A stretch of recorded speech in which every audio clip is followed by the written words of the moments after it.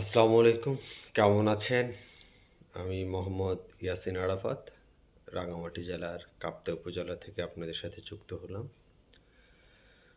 আজকে আসলে লাইভে আসার কারণ হচ্ছে আপনাদের কিছু কথা বলবো। সেটা হলো যে আসলে আমরা যারা সচেতন নাগরিক বা সচেতন মানুষ, তাদের কিছু কিছু জিনিস আসলে আপডেট রাখা দরকার।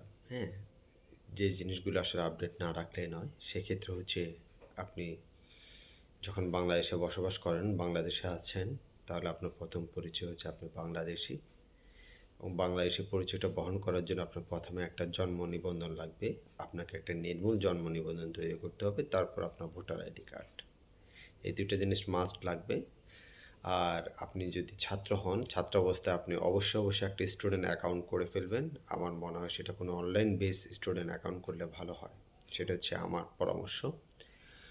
আর সেই সাথে মোবাইলে একটা ওয়ালেট খুলে ফেলবেন, সেটা বিকাশ, নগদ যেটাই হোক না কেন, এবং ওয়ালেটটা আপনি প্রয়োজনে ব্যবহার করবেন। ওয়ালেটে প্রয়োজন অতিরিক্ত টাকা রাখার দরকার নেই, ঠিক আছে? তার কারণ এই ওয়ালেটে যদি প্রয়োজন অতিরিক্ত টাকা রাখেন এবং দুর্ঘটনাবশত বা কোনো কারণে যদি আপনার কিছু হয়ে যায়, বা তখন ক্ষেত্রে এই টাকাটা দ্বিতীয় কোনো পক্ষে তুলতে কষ্ট হয়ে যাবে। বিশেষ করে আপনার পরিবারের সদস্য যারা, তাদের তুলতে কষ্ট হয়ে যাবে। এটা খুব লম্বা একটা প্রসেস দিয়ে যেতে হয়। আর ব্যাংকিং সাইটের মধ্যে যারা অবিবাহিত, তাদেরকে বলবো যে মা অথবা বাবাকে নমিনি দিয়ে রাখবেন। সেটা হচ্ছে আপনার জন্য বেস্ট। যাই হোক, তাহলে আপনার ভোটার আইডি কার্ড, জন্ম নিবন্ধন, একটা ব্যাংক অ্যাকাউন্ট লাগবে। সেই সাথে অবশ্যই আপনি পাসপোর্টটা করেই ফেলবেন। এটা যারা ছাত্র আছেন বা যারা শিক্ষা জীবন শেষ করেছেন বা যারা কর্মজীবনে আছেন, আপনারা জানেন বর্তমান সময়ে কিন্তু পাসপোর্ট করতে কোনো পুলিশ ভেরিফিকেশন লাগে না। আপনি আপনার এলাকার মধ্যে মারামারি, কাটাকাটি কত কিছু করছেন, সেগুলো কিন্তু ভেরিফিকেশন করতে পুলিশ যাবে না। সো আপনার জন্য এখন একটা সুবিধা হচ্ছে যে আপনি আপনার জন্য একটা অবশ্যই পাসপোর্ট করে ফেলেন। পাসপোর্ট করে ফেললে সেটা আপনার জন্য একটা অ্যাডভান্টেজ।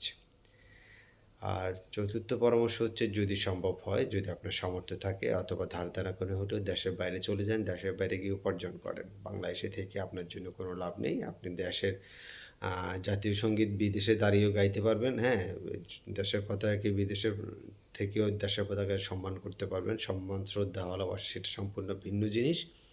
তবে আপনাকে প্রথমে যে কাজটা করতে হবে সেটা হচ্ছে আপনাকে আপনার পরিবার এবং আপনাকে এস্টাবলিশ করতে হবে, ঠিক আছে? চতুর্থ, আমার মত হচ্ছে রাজনীতি না জড়ানো ভালো। রাজনীতি সবার জন্য না।